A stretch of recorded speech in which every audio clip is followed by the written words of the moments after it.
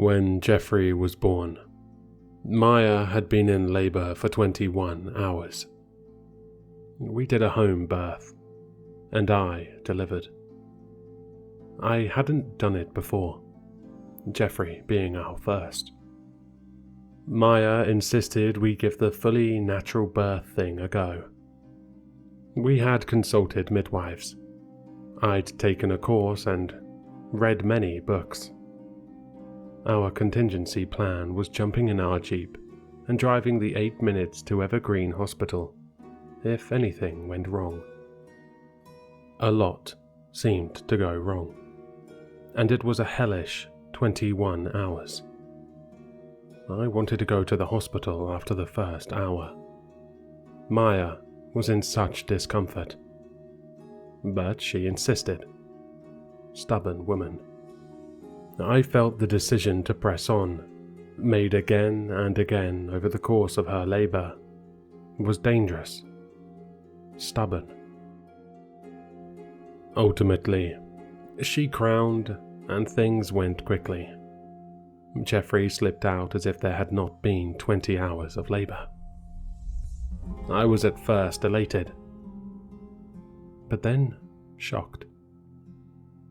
Jeffrey came out facing down, and when I rotated him with the intention of cradling my boy, I found his eyes already open, expressionless, but staring me dead in the face. No crying whatsoever, while his eyes, a bright, fresh mint color, bore into me as if filled with consciousness. I was ashamed to admit it back then, but I can say now that it was like staring into the face of a psychopath. There was no emotion or empathy in those eyes. It was as if I was being consumed by them, as if I were merely prey to this brand new baby. I never told Maya. He shut his eyes again before I handed him to her, and from then on, it was baby as usual, blinking eyes open, looking around, crying. Fast forward 2 years, Maya gave birth to our second child, baby Zoe, 3 months ago. Nothing out of the ordinary. We did a hospital birth this time, and the labor was almost non-existent. Zoe cried. Her eyes were closed. As I'd looked at her, I remembered Jeffrey's death stare at birth, and quickly handed new Zoe to Maya, when a shiver of memory shot through my body, and I felt weak. But that's not why I find myself recording this today. In the time since we brought Zoe home, things have spiraled out of control. It began right when we got back from the hospital. The babysitter left, and Maya knelt down and in her mummy voice presented Zoe to Jeffrey as he stood in the hall. I stood above Maya, watching. Jeffrey's head didn't move as he looked at Zoe, but suddenly his eyes in their sockets moved so quickly that I staggered slightly when they caught me in their stare. The same psychotic expression from his birth, and the first I'd seen it since. Maya must not have noticed, because she was still cooing at Zoe. And before she could notice, Jeffrey had broken the icy hold his mint eyes had on me, and he was back to being curious toddler for Maya. I couldn't bring myself to talk to Maya about this. I guess at first I thought it was a fluke incident. Maya and I have no other secrets. But something in me wanted to spare her from these moments where I feel my son is not all there.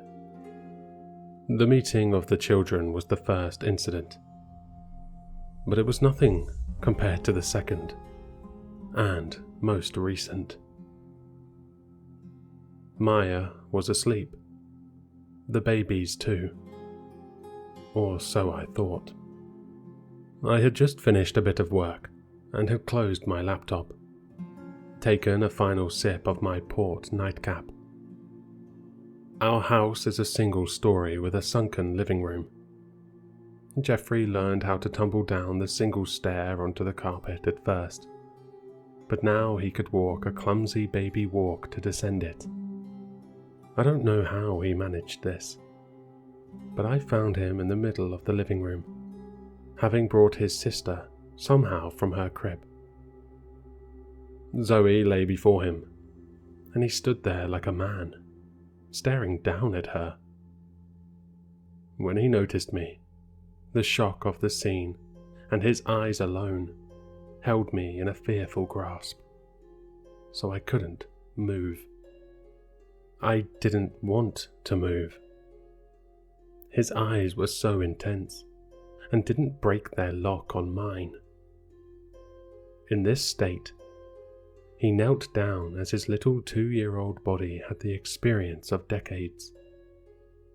Slowly, with methodical precision, his little paw of a hand went to clasp little Zoe's mouth.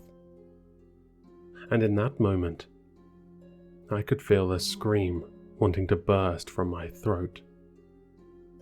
But it was hampered by Jeffrey's repressive effect on me. My mouth opened, but, like trying to scream in a nightmare, only suppressed air came forth. Just then, a light flooded the room, and before I could register a change, it had already occurred. The babies were both flailing and crying on the carpet, red with tears and faded breath, while Maya rushed forward in her nightgown, screaming at me and cursing, demanded to know what I was doing. I don't know, Maya. What do you mean you don't know? What is going on? She screamed. I was helplessly motioning toward them, while she angrily held me at bay with her hand, simultaneously scooping up the children in one arm. Adrenaline pumped into me, and I could hear my blood flow. "It's Jeffrey," I yelled without thinking. "What the fuck?" She screamed, blood red in the face, all the late 30s wrinkles creasing in anger.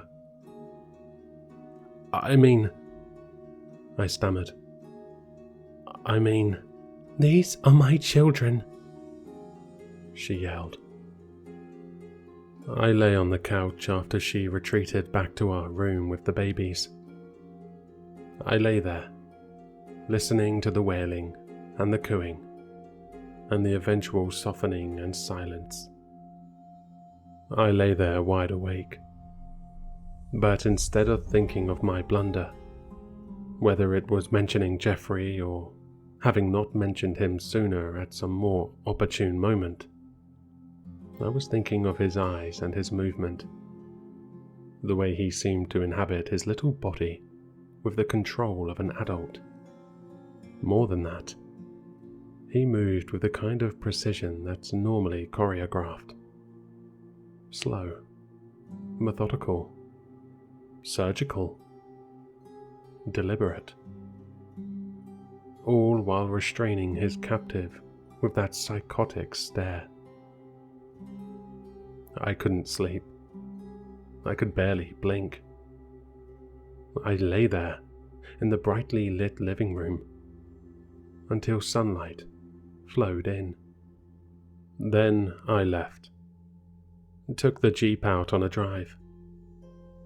I lost track of time because it was already 4 p.m. when I felt my phone vibrate. Unknown number. I picked it up out of habit. "Hello," I said. "Is this Mr. Helmuth?" Yes, who is speaking, please? This is Evergreen Hospital. We need you to come in right away. What's the problem? I said. Your wife is in a coma, Mr. Helmuth. Please, come in. The words lingered like a buzzing in my ear. What? At the hospital, I found Maya's mother pacing in front of her bed. When she saw me, she shot over and slapped me in the face. Where were you? She snapped. I was bewildered. What had happened? Who found her? How did they find her? I had no missed calls. Why is Maya's mother here before me? I was driving, I said, clueless. Maya lay in the bed unconscious, hooked up to a machine that beeped and whirred. Just then a nurse entered, looked at Maya's mum, and then at me. Are you the father? She said. I looked down and she was holding Jeffrey's little hand. He was sucking his thumb, staring straight ahead. I began. Fear surged through me as I looked down at the top of Jeffrey's head. Messy brown hair, sucking noises. Where's Zoe? Demanded Maya's mother. Who? Said the nurse. The sucking noises stopped, and Jeffrey's head craned unnaturally to look up at me. Expressionless. Deep mint eyes looking at me. My pulse increased. My granddaughter. Ma'am, there was only this boy with the woman. I heard the door open again, rustling feet, metal clanging. Sir, could you come with us, please? We have some questions, said the man's voice. That's the last I remember. I think I blacked out. I'm under investigation as a suspect in a crime that no one can say what happened. Maya's in the hospital. Her mum is still there. They've searched the house. Bert had to put an APB out about Zoe. My daughter is still missing. I'm back home now. I couldn't bring myself to tell them everything. The door's closed because Jeffrey is here. I know I'll have to go out there eventually. But it's him. I swear to God, it's him.